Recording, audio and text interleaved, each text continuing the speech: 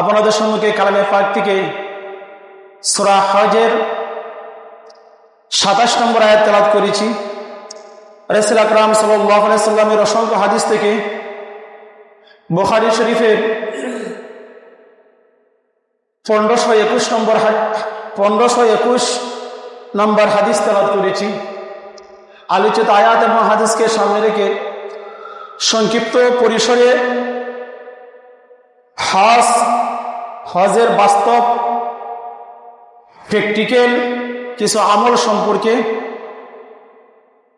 কিছু আলোচনা করার ইচ্ছা পোষণ করেছি। ওমা তৌফিক ইল্লা বিল্লাহ। আপনাদের সম্মুখে কালামে পাক থেকে সূরা হজের 27 নম্বর আয়াত তেলাওয়াত করেছি। আয়াতে আল্লাহ বলেছেন, ওয়াজ্জিন ফিন-নাসি বিল-হাজ্জি ইয়াতুকা রিজালান ওয়া আলা কুল্লি দামিরিন ইয়াতিনা মিন কুল্লি ফাজ্জিন আমীক। ওয়াজ্জিন ফিন-নাস, আল্লাহ বলতেছেন, হে ইব্রাহিম, তুমি মানুষদের কাছে ঘোষণা করে দাও, মানুষদেরকে জানিয়ে দাও, বিল হাজ্জি, হজের কথা জানিয়ে দাও, ইয়াতুকা রিজালান ওয়া আলা কুল্লি দামিরিন, মানুষ যাতে পথ বোঝে, মানে পায়ে হেঁটে আসে। আগেকার জমানা মানুষে পায়ে হেঁটে হজ করত, জাহাজের মাধ্যমে হজ করত। এখন তো বিমানে আমরা চলে যাই, সময় বেশি লাগে না। পায়ে হেঁটে মাসের মাস, বছরে বছর লেগে যেত। এই জন্য আল্লাহ বলেছেন, ইয়াতুকা রিজালান ওয়া আলা কুল্লি দামিরিন, পায়ে হেঁটে মানুষ আসবে আল্লাহর ঘর জিয়ারত করার জন্য। দূর দূরান্ত পথ অতিক্রম করে আল্লাহর ঘরে যাবে মানুষ, আল্লাহর ঘরকে তওয়াফ করার জন্য। এবং দুর্বল উটের মধ্যে আরোহণ করে, আগেকার জমানা উটের মধ্যে আরোহণ করে, বিভিন্ন সওয়ারির মধ্যে আরোহণ করে এবং লঞ্চ জাহাজের মাধ্যমে পায়ে হেঁটে মানুষ হজ করত। সেটা আল্লাহ কোরআনে উল্লেখ করেছেন যে মানুষ পায়ে হেঁটে উটের উপরে আরোহণ করে দূর দূরান্ত থেকে আল্লাহর ঘরে আসবে, আল্লাহর ঘরকে তওয়াফ করার জন্য। হে ইব্রাহিম, তুমি মানুষের কাছে ঘোষণা করে দাও। ইব্রাহিম সালাম বলেন, হে আল্লাহ, আমি ঘোষণা কিভাবে করব? মানুষে তো আমার আওয়াজ শুনতে পাবে না। আল্লাহ বলেন, তুমি জাবাল আবু কুবাইস নামক পাহাড়ে চলে যাও, সেখান থেকে তুমি ঘোষণা করো। ইব্রাহিম আলাইহিস সালাম বললেন, হে লোক সকল, এই আল্লাহর ঘর কমপ্লিট করা হয়েছে, আল্লাহর ঘরের উপর হজ করা তোমাদের জন্য ফরজ করা হয়েছে, তোমরা আল্লাহর ঘরে আসো হজ করার জন্য। আল্লাহ পাক রব্বুল আলামিন ইব্রাহিম আলাইহিস সালামের সে আওয়াজ, সে ধ্বনিকে বাতাসের মাধ্যমে প্রতিটি মানুষের কর্ণকুহরে পৌঁছে দিয়েছেন। সুবহানাল্লাহ। যারা আরবে আরোহা ছিল, রুহের জগতে যারা ছিল, তাদের কানে আল্লাহ সে শব্দটি পৌঁছে দিয়েছেন। যারা সে আওয়াজটি শুনতে পেয়েছে, তারা আল্লাহর ঘরে তারা যাবে এবং আল্লাহ তাদেরকে কবুল করেছেন হজ করার জন্য, আল্লাহর ঘরে যাওয়ার জন্য। এ হজ হাদিসের মধ্যে উল্লেখ রয়েছে, নবী করিম সাল্লাল্লাহু আলাইহি ওয়াসাল্লাম বলেছেন, আল ইসলাম ইয়াহদিমু মা কানা ক্বাবলাহু, মুসলমান হওয়ার পরে আগে যত গুনাহ করেছে আল্লাহ তার গুনাহ খাতা মাফ করে দেন। মুসলমান হওয়ার পরে একজন বিধর্মী ব্যক্তি যখন সে ইসলাম গ্রহণ করে, আগে সারা জীবন যাই করেছে আল্লাহ তার সমস্ত পাপ রাশি ক্ষমা করে দেন মুসলমান হওয়ার পরে। ওয়াল হিজরাতু তাহদিমু মা কানা ক্বাবলাহু, নবীজি বলেছেন, যারা হিজরত করবে, এক দেশ থেকে আরেক দেশে যাবে ইসলামের উন্নতি সাধনের জন্য, যারা হিজরত করবে, এক দেশ থেকে আরেক জায়গায় স্থানান্তরিত হবে, হিজরত করবে, আল্লাহ তাআলা তাদের আগেকার সমস্ত গুনাহকে মাফ করে দিবেন। আল হাজ্জু ইয়াহদিমু মা কানা ক্বাবলাহু, আল হাজ্জু ইয়াহদিমু মা কানা ক্বাবলাহু, নবীজি বলেছেন, যারা হজ করবে, আগে যত গুনাহ করেছে হজ করার পরে আল্লাহ পাক রব্বুল আলামিন তার সমস্ত গুনাহ রাশি, পাপ রাশিকে মোচন করে দিবেন। সুবহানাল্লাহ। হজকারী ব্যক্তি নিষ্পাপ, যে ব্যক্তি হজ করবে তার কোনো আর গুনাহই থাকবে না, সে নিষ্পাপ, মাসুম হয়ে যাবে। সেটি একটি হাদিসের মধ্যে উল্লেখ রয়েছে, নবী করিম সাল্লাল্লাহু আলাইহি সাল্লাম বলেছেন, হযরত আবু হুরায়রা রাদিয়াল্লাহু তাআলা আনহু থেকে হাদিস বর্ণিত, ওয়ান আবি হুরায়রা রাদিয়াল্লাহু তাআলা আনহু قال قال رسول الله صلى الله عليه وسلم من حج البيت ফালাম ইয়ারফাস ওয়ালাম ইয়াফসুক রাজা কায়মিন ওয়ালাতুহু উম্মুহু। হযরত আবু হুরায়রা রাদিয়াল্লাহু তাআলা আনহু থেকে হাদিস উল্লেখ রয়েছে, নবী করিম সাল্লাল্লাহু আলাইহি ওয়াসাল্লাম বলেছেন, যে ব্যক্তি হজ করলো, হজের সময় অনর্থক কথা এবং পাপ কাজ করলো না, সে হজ থেকে প্রত্যাবর্তন করলো, ওই ব্যক্তির নেই যে সন্তানটি অদ্য ভূমিষ্ঠ হয়েছে, তার কোনো গুনাহ থাকে না, সে নিষ্পাপ ভূমিষ্ঠ হওয়া সন্তানের মতো, তার কোনো গুনাহ থাকবে না। সুবহানাল্লাহ। কোন ব্যক্তির গুনাহ থাকবে না? যে ব্যক্তি হজ করেছে, নবজাত সন্তানের মতো সে পবিত্র হয়ে যাবে, সে মাসুম।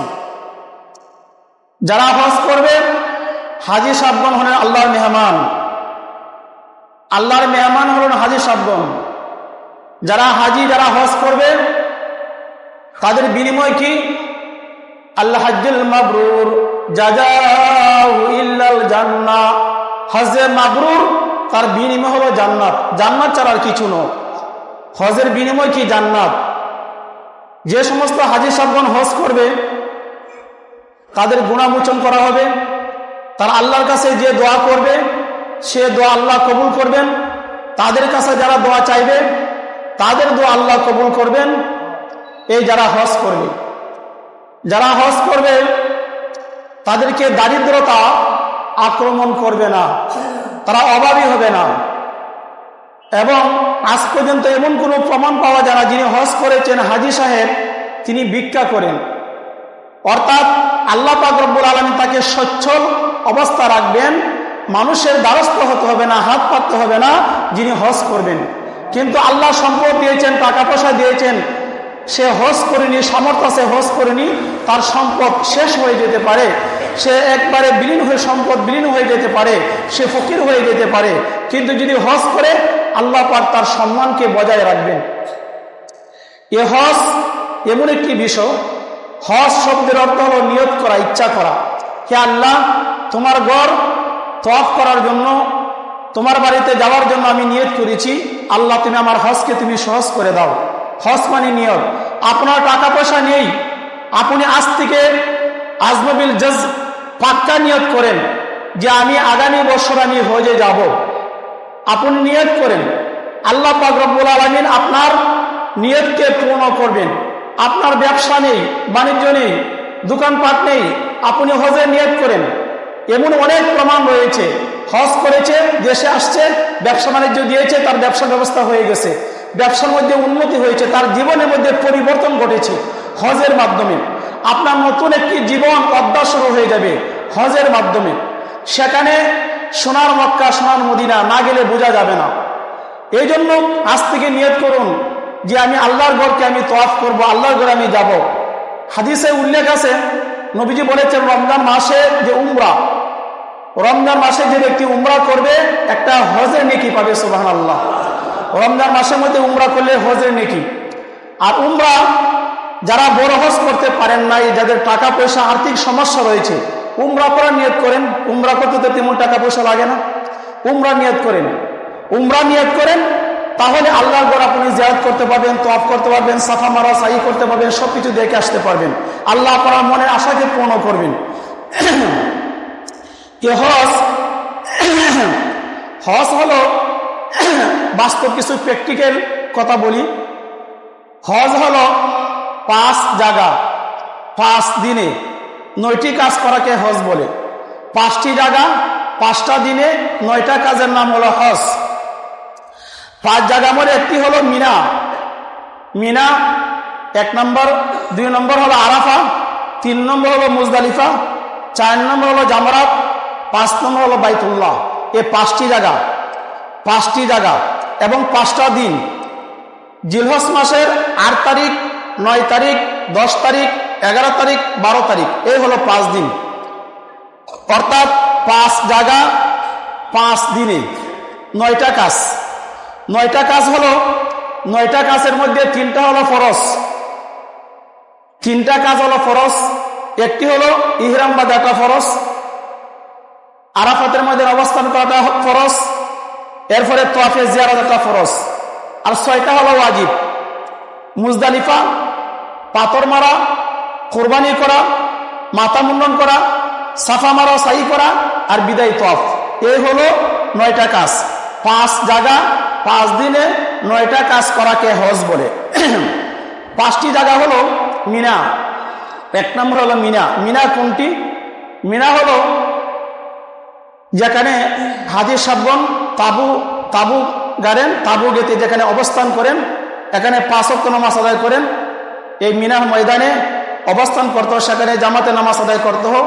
এবং মিনা ময়দান থেকে, মিনা ময়দান এমন একটি ময়দান যে ময়দানে হযরত ইব্রাহিম আলাইহিস সালাম তার শিশু পুত্র ইসমাইল আলাইহিস সালামকে নিয়ে গিয়েছিলেন জবে করার জন্য।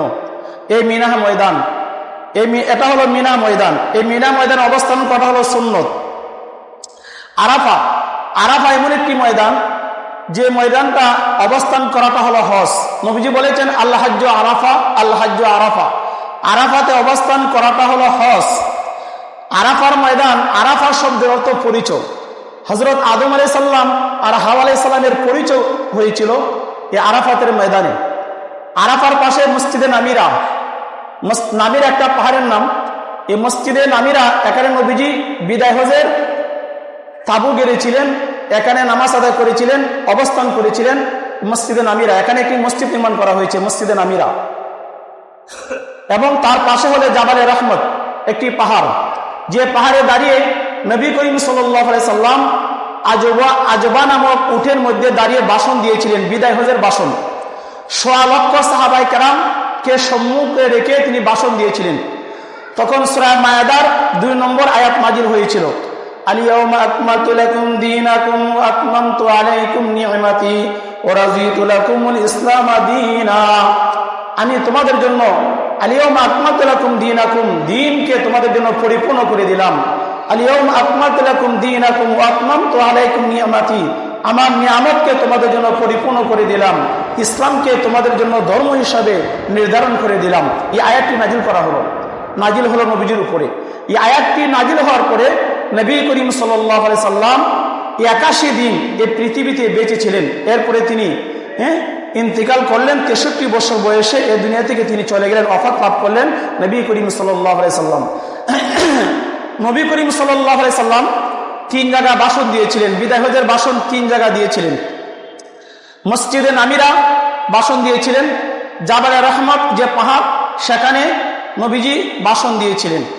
আরেকটি হলো মুজদালিফা, আরেকটি হলো মিনা ময়দানের পাশে একটি মসজিদ, এই মসজিদে নবীজি কি করেছিলেন? ভাষণ দিয়েছিলেন। এই 3 জায়গার মধ্যে নবী করিম সাল্লাল্লাহু আলাইহি ওয়াসাল্লাম বিদায় হজের ভাষণ দিয়েছিলেন। এটা হলো মিনা। আরাফা, হযরত আরাফা অবস্থান করাটা হলো ফরজ। এই আরাফাতের ময়দানে সবচেয়ে বেশি হাজী শব্দের দোয়া কবুল হয় এবং এত পরিমাণ হাজী শব্দকে আল্লাহ ক্ষমা করে দেন, তাদের তওবা আল্লাহ কবুল করেন, এত তওবা আল্লাহ আর কোনোদিন কবুল করেন না এই আরাফাতের ময়দানে। এই জন্য আরাফাতের ময়দানে অবস্থান করার সময় হাজী শব্দগণ আল্লাহর কাছে প্রার্থনা করেন, রব্বানা যালামনা আনফুসানা ওয়া ইল্লাম তাগফির লানা ওয়া তারহামনা লানাকুনান্না মিনাল খাসিরিন। সূরা আরাফ 23 নম্বর আয়াত। রব্বানা, হে আমাদের প্রতিপালক, হে আল্লাহ, যালামনা, আমরা জুলুম করেছি, আনফুসানা, আমাদের আত্মার উপর। রব্বানা যালামনা আনফুসানা ওয়া ইল্লাম তাগফির লানা, হে আল্লাহ, তুমি যদি ক্ষমা না করো, মাফ না করো, ওয়া তারহামনা, যদি আমাদের প্রতি দয়া না করো, আমরা ক্ষতিগ্রস্তের অন্তর্ভুক্ত হয়ে যাব। হযরত আদম আলাইহিস সালাম আর হাওয়া আলাইহিস সালাম যখন জান্নাতে ছিলেন, আল্লাহ তাদেরকে জান্নাত থেকে বের করে দিলেন।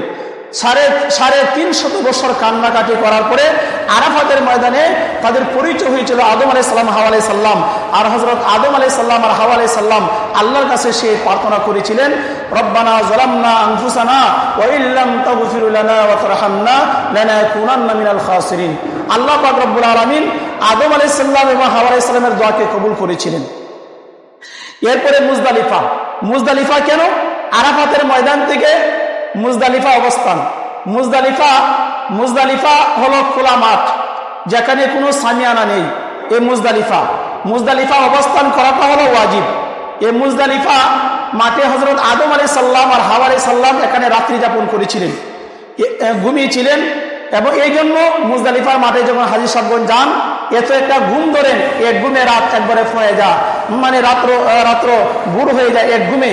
এত একটা মজার ঘুম এই মুজদালিফার মাঠে। মুজদালিফা থেকে হাজী সাহেবগণ কঙ্কর পাথর তারা সংগ্রহ করেন। পাথর সংগ্রহ করে কি সূর্য যখন উদিত হয়, সূর্য উদিত হওয়ার পরে তোরে চলে যান কোথায়? জামরাত। জামরাত জামরাত শব্দের অর্থ হলো পাথর নিক্ষেপ করার স্থান। অর্থাৎ হযরত ইব্রাহিম আলাইহিস সালাম তার সন্তান ইসমাইল আলাইহিস সালামকে যখন জবে করার জন্য মিনাহ ময়দানে নিয়ে যাচ্ছিলেন, শয়তান ইব্রাহিম আলাইহিস সালামকে 3 বার গতিরোধ করেছিল, বাধা দিয়েছিল। কেন বাধা দিয়েছিল? যে যাতে ছেলেকে কোরবানি না করতে পারে। আল্লাহ পাক রব্বুল আলামিন এটাকে কবুল করেছেন। কবুল করে প্রত্যেক হাজী শব্দের জন্য আল্লাহ তাআলা এটাকে ওয়াজিব করে দিয়েছেন। হাজী শব্দ যখন হজে যাবে তারা শয়তানের উদ্দেশ্যে পাথর নিক্ষেপ করবে। জামরাতুল উকবা, জামরাতুল উস্তা, জামরাতুল সুগরা। বড় শয়তান, মেজু শয়তান, ছোট শয়তান। শয়তানের প্রতিকৃতি স্তম্ভ, যেখানে শয়তানকে ঘৃণা করে পাথর নিক্ষেপ করা হয়ে থাকে, এটাকে বলা হয় জামরাত। জামরাত পাথর নিক্ষেপ করার জায়গা, এটা আল্লাহ তাআলা ওয়াজিব করে দিয়েছেন। 5 নম্বর হলো বাইতুল্লাহ। 5 জায়গা বাইতুল্লাহ, আল্লাহর ঘর। আল্লাহর ঘরকে দেখলে দোয়া কবুল হোক। আল্লাহর ঘর এমন একটি ঘর, হাদিসের মধ্যে উল্লেখ আছে, নবী করিম সাল্লাল্লাহু আলাইহি ওয়াসাল্লাম বলেছেন, যে ব্যক্তি বাইতুল্লাহ অর্থাৎ মসজিদে হারাম, হারামাইন, হারাম শরীফ, মসজিদে হারামে যে ব্যক্তি 1 ওয়াক্ত নামাজ আদায় করবে, আল্লাহ পাক রব্বুল আলামিন 1 রাকাত নামাজ আদায় করার দ্বারা আল্লাহ পাক রব্বুল আলামিন তার আমলনামা 1 লক্ষ রাকাত নামাজ আদায় করার সব দান করবেন। সুবহানাল্লাহ। 1 রাকাত নামাজ আদায় করলে 1 লক্ষ রাকাত নামাজ আদায় করার সব পাওয়া যায় কোথায়? বাইতুল্লাহ, আল্লাহর ঘরে, কাবা শরীফে। আর মদিনাতুল মুনাওয়ারা অর্থাৎ মসজিদে নববী মধ্যে যে ব্যক্তি 1 রাকাত নামাজ আদায় করবে, হাদিসে 2টি বর্ণনা পাওয়া যায়। এক বর্ণনা আছে 1000 রাকাত, আর এক বর্ণনা উল্লেখ আছে যে 50,000 রাকাত নামাজ আদায় করার সব পাওয়া যায়। সুবহানাল্লাহ। এটা হলো মসজিদে নববী, মদিনাতুল মুনাওয়ারা, মসজিদে নববী। আরেকটি মসজিদ, 3টি মসজিদ পৃথিবীর মধ্যে সর্বশ্রেষ্ঠ মসজিদ। আরেকটি মসজিদ মসজিদ আকসা, বাইতুল মুকাদ্দাস, যে মসজিদ ফিলিস্তিনে অবস্থিত।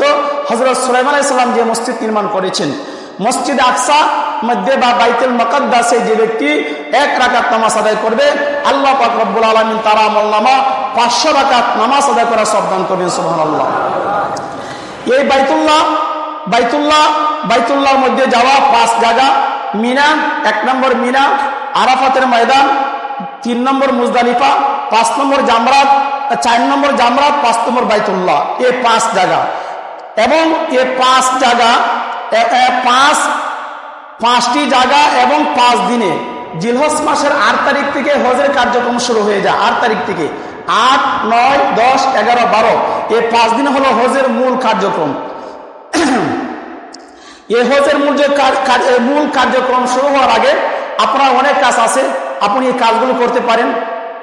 মক্কাতুল মুকাররমা, সেখানে রয়েছে আপনার জান্নাতুল মুআল্লা, ঐতিহাসিক কবরস্থান, যেখানে নবী করিম সাল্লাল্লাহু আলাইহি ওয়াসাল্লাম তার স্ত্রী খাদিজাতুল কুবরা রাদিয়াল্লাহু তাআলা আনহাকে দাফন করা হয়েছে, এবং অনেক সাহাবীদের মাকবারা সেখানে রয়েছে। জান্নাতুল মুআল্লা, এটা মক্কা যেতে পারেন। এরপরে আপনার মসজিদে জিন আছে, জিয়ারত করার জন্য সেখানে যেতে পারেন। পাশে 2টি বড় বড় পর্বত পাহাড় আছে। একটি হলো গারে সুর, যেখানে হযরত আবু বকর সিদ্দিক রাদিয়াল্লাহু তাআলা আনহু এবং নবী করিম সাল্লাল্লাহু আলাইহি ওয়াসাল্লাম অবস্থান করেছিলেন 3 দিন। গারে সুর, কবুতর এসে আপনার বাসা বেঁধেছিল, ডিম পেড়েছিল, এবং মাকড়সা জাল বনেছিল। গারে সুর নবীজি আত্মগোপন করেছিলেন। ওই জায়গা হলো গারে সুর, সে পাহাড়ে উঠতে পারেন। পাশে আরেকটি পাহাড় আছে, যেটাকে বলা গারে হেরা বা জাবালে নূর, যেখানে কোরআন নাজিলের পাহাড়, যে পাহাড়ে কোরআন নাজিল করা হয়েছিল। হযরত খাদিজাতুল কুবরা রাদিয়াল্লাহু তাআলা আনহা খাবার নিয়ে যেতেন, নবীজি সেখানে সাধনা করেছেন গারে হেরা, যেটাকে বলা জাবালে নূর, নূর পাহাড়, গারে হেরা। এখানে আপনি যেতে পারেন, এই মক্কাতুল মুকাররমে এই কাজগুলো করতে পারেন। এছাড়া আপনি নফল উমরাগুলো করতে পারেন। অর্থাৎ উমরা করার সিস্টেম হলো, আপনি ইহরাম বাঁধবেন। ইহরাম বাঁধার পরে ইহরামের কাপড় হলো সাদা 2টি কাপড়, একটি হলো লুঙ্গি, আরেকটি হলো আপনার বুকে, 2টি কাপড়, ইহরামের কাপড় বেঁধে আপনি নিয়ত করেন। ইহরাম করার জন্য আপনি মক্কা থেকে যাইতে হবে মক্কার বাহিরে, অর্থাৎ মসজিদে তানিম একটি জায়গা, এটা বলা মসজিদ আয়েশা। মসজিদ আয়েশা হলো মক্কা শরীফ থেকে 6 কিলোমিটার দূরে, মক্কা শরীফ থেকে 6 কিলোমিটার দূরে অবস্থিত উত্তর দিকে এটা হলো মসজিদে আয়েশা বা তানিয়াইন। এখান থেকে আপনি উমরার জন্য নিয়ত করবেন, উমরার ইহরাম বাঁধবেন। কেন? নবী করিম সাল্লাল্লাহু আলাইহি ওয়াসাল্লামের স্ত্রী আম্মা জান আয়েশা সিদ্দিকা রাদিয়াল্লাহু তাআলা আনহা ওই তানিম থেকে ইহরামের নিয়ত বেঁধেছিলেন। এই জন্য এখানে একটি মসজিদ নির্মাণ করা হয়েছে, ওই মসজিদকে বলা মসজিদে আয়েশা। মক্কা থেকে উত্তরে 6 কিলোমিটার দূরে অবস্থিত। এখান থেকে আপনি উমরা নিয়ত করবেন, এরপরে আপনি মক্কা শরীফে আসবেন, আসার পরে এখানে তওয়াফ করবেন, অর্থাৎ হাজর আসওয়াদ থেকে তওয়াফ শুরু করবেন, আবার হাজর আসওয়াদ গিয়ে তওয়াফ শেষ। তওয়াফ করার সিস্টেম হলো আপনি হাজর আসওয়াদ থেকে যখন তওয়াফ শুরু করবেন 7টি চক্কর দিবেন, 7টি চক্কর দেওয়ার পরে আবার হাজর আসওয়াদ গিয়ে তওয়াফ শেষ হয়ে যাবে। এরপরে আপনি কি করবেন? 2 রাকাত নামাজ আদায় করবেন, ওয়াজিব নামাজ। আল্লাহ বলেছেন ওয়াত্তাখিযু মিন মাকাম ইব্রাহিম মুসাল্লা, তোমরা যখন তওয়াফ শেষ করবে মাকাম ইব্রাহিমে গিয়ে 2 রাকাত নামাজ আদায় করবে। মাকাম ইব্রাহিম আলাইহিস সালামের পদচিহ্ন, পায়ের চিহ্ন, যেটা লিফটের মতো কাজ করত। আল্লাহ পাক রব্বুল আলামিন ফেরেশতাদের মাধ্যমে যখন ইব্রাহিম আলাইহিস সালাম, ইসমাঈল আলাইহিস সালাম আল্লাহর ঘর নির্মাণ করতেছিলেন, তখন ফেরেশতারা এই পাথরটি বেহেশত থেকে বহন করে নিয়ে আসছেন, ইব্রাহিম আলাইহিস সালামের পায়ের নিচে রেখে দিয়েছেন। ওই পাথরটি আস্তে আস্তে বড় হতো, লিফটের মতো বড় হতো, আবার যখন কাজ শেষ হয়ে যেত আবার নিচু হইতো এই পাথরটি। এবং আল্লাহর কাছে ওই পাথরটি আবেদন করে, হে আল্লাহ আমাকে নরম করে দাও। এবং আল্লাহ তার আরজকে কবুল করলেন, দোয়া কবুল করে আল্লাহ ওই পাথরটিকে নরম করে দিলেন। এই নরম করার কারণে ইব্রাহিম আলাইহিস সালামের পায়ের চিহ্ন ওই পাথরের মধ্যে রয়েছে। এটা আল্লাহর কুদরত। পাথরটি নরম হয়ে গেছে, পায়ের চিহ্ন ইব্রাহিম আলাইহিস সালামের রয়েছে, ইব্রাহিম আলাইহিস সালামের পদচিহ্ন, যেটা কাবা শরীফের পাশে স্বর্ণের গ্লাসে যেটা রক্ষিত রয়েছে, এটাকে বলা মাকাম ইব্রাহিম। ওয়াত্তাখিযু মিন মাকাম ইব্রাহিম মুসাল্লা। মাকাম ইব্রাহিমে গিয়ে 2 রাকাত নামাজ আদায় করবেন, বা কাবা শরীফের আশেপাশে 2 রাকাত নামাজ আদায় করার পরে জমজমের পানি পান করবেন। জমজমের পানি এই পৃথিবীর মধ্যে শ্রেষ্ঠ পানীয়, এর চাইতে সুস্বাদু পানি আর পৃথিবীতে নেই। আপনি যে নিয়ত করে খাবেন আল্লাহ আপনার নিয়তকে পূর্ণ করবেন। জমজমের পানি পান করলে আপনার ক্ষুধা নিবারণ হবে এবং পিপাসাও নিবারণ হবে। জমজমের পানি, ঠান্ডা পানি আছে, নর্মাল পানি আছে, আপনি যে পানি ইচ্ছা আবে জমজম মায়ে জমজম ওয়াটার আপনি পান করতে পারবেন। এটা আল্লাহর নিয়ামত। জমজম পানি আল্লাহর কুদরতি পানি, জমজম পানি। যারা যাচ্ছে, যারা সে পানি যারা বক্ষণ করছে, পান করছে, তারাই বুঝতে পারে যে পানি কত সুস্বাদু এবং শ্রেষ্ঠ পানীয় এই পানি, এই জমজমের পানি। জমজমের পানি পান করার পরে আপনার কাজ হলো কি? সাফা মারওয়া সাই করা। হযরত ইব্রাহিম আলাইহিস সালামের স্ত্রী হাজরা আলাইহিস সালাম তার শিশু পুত্রের জীবন রক্ষার জন্য 7টি দৌড় দিয়েছিলেন। এই দৌড়াদৌড়িকে আল্লাহ তাআলা কবুল করেছেন। প্রত্যেকটি হাজী সাহেবের জন্য আল্লাহ তাআলা সেটাকে ওয়াজিব করে দিয়েছেন। হযরত হাজরা আলাইহিস সালামের সেই স্মৃতিকে, সুন্নতকে জিয়ে রাখার জন্য আল্লাহ তাআলা ওয়াজিব করে দিয়েছেন। হাজী সাহেবগণ কি করবে? তারা সাফা এবং মারওয়া তারা সাই করবে, 7টা দৌড় দিবে। এটা কি ওয়াজিব করে দিয়েছেন? সাফা মারওয়া, ইন্নাস সাফা ওয়াল মারওয়াতা মিন শাআইরিল্লাহ। এটা আল্লাহর নির্দেশন, সাফা মারওয়া সাই করা। এরপরে সাফা মারওয়া সাই করবেন, এরপরে আপনার মাথাকে হলক করবেন, মাথা মুন্ডন করবেন, আপনার তাওয়াফের কাজ শেষ হয়ে যাবে। মোটামুটি মক্কাতুল মুকাররমা এই কাজ আপনার শেষ হয়ে গেল। মক্কাতুল মুকাররমা আপনার যখন সে কাজ শেষ হয়ে যাবে, তখন আপনার ফালা হলো মদিনা যাওয়া, মদিনাতুল মুনাওয়ারা সেখানে যাওয়া। তখন মুআল্লিমগণ যারা আছেন আপনাকে মদিনা নিয়ে যাবেন। মদিনা শরীফে যখন আপনি যাবেন, তাওয়াফে জিয়ারত, অর্থাৎ তাওয়াফে জিয়ারত যেটা করার পরে আপনি মদিনা চলে যাবেন। মদিনা এমন একটি জায়গা, নবীজি বলেছেন মান যারা কবরি ওয়াজাবাত লাহু শাফাআতি। নবী করিম সাল্লাল্লাহু আলাইহি ওয়াসাল্লাম বলেছেন, যে ব্যক্তি আমার কবর